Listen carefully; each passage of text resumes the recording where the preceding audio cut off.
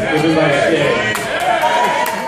And if you know our family, we're pretty competitive people. So since that day, I've been thinking of a way to top his speech.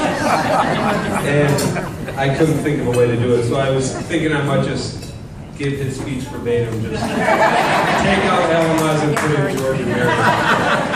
And then I started reading it, and it starts off, "It's no secret that I've always wanted to be George growing up." And that wasn't going to work.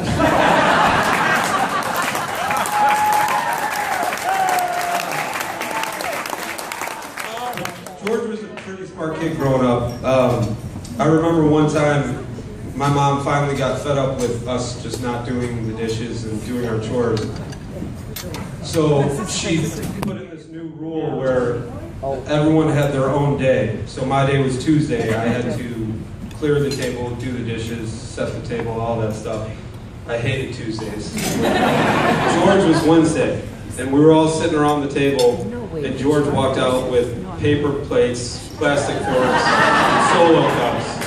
And then when dinner was over, he just walked around with a garbage bag. It would take me 2 hours on Tuesday to do all the chores. It took him like 2 minutes. Another moment I realized George was pretty smart was a family vacation to San Francisco, where my parents, when we got off the plane, gave us all a couple bucks, and we immediately spent it. At the end of the trip, George had all his money, and we were all a little confused because we were buying like Grateful Dead posters and whatnot. And George actually put his money in the hotel safe. Which I didn't even know you could do that.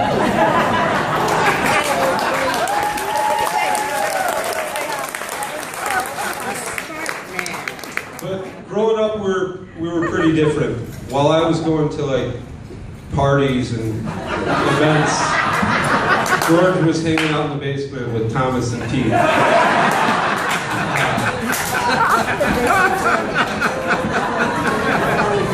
While I was sucking up to my teachers and trying to convince them to give me good grades, George was convincing his entire 8th grade class that homework did not matter. He legitimately convinced everyone to stop doing homework. And I think my parents got a phone call later. And finally, while I was responding to my mom when she would ask us a question or just talk to us, he was not.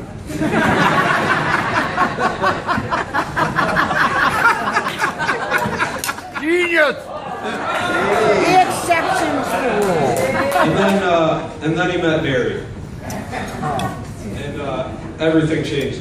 He went from the kid that hated Halloween costumes to making his own. He was the iPhone 4, or no, he was the iPhone 1 year, and then after that he was the iPhone 4, and then after that he was the iPhone 4S.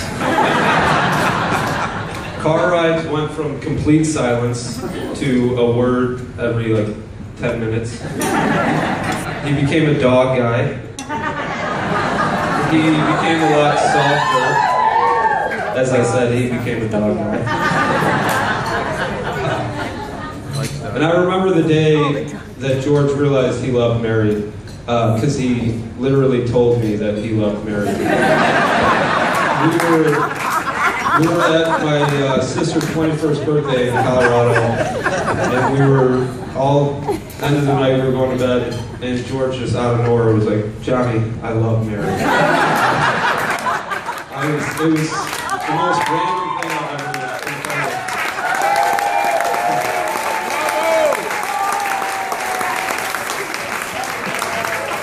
But I remember thinking, of course you do. Mary's the coolest person in this room. She's the smartest person. I mean, they're a power couple.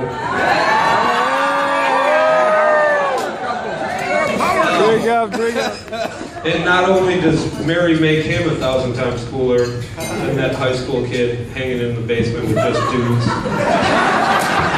but she makes him a better person, a better son to my parents, and especially a better older brother.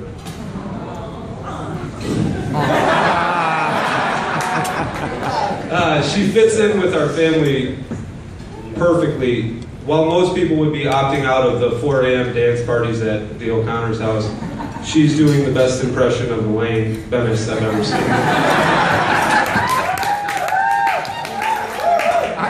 She's someone that can finally beat George in an argument, and most of all, he's okay with it.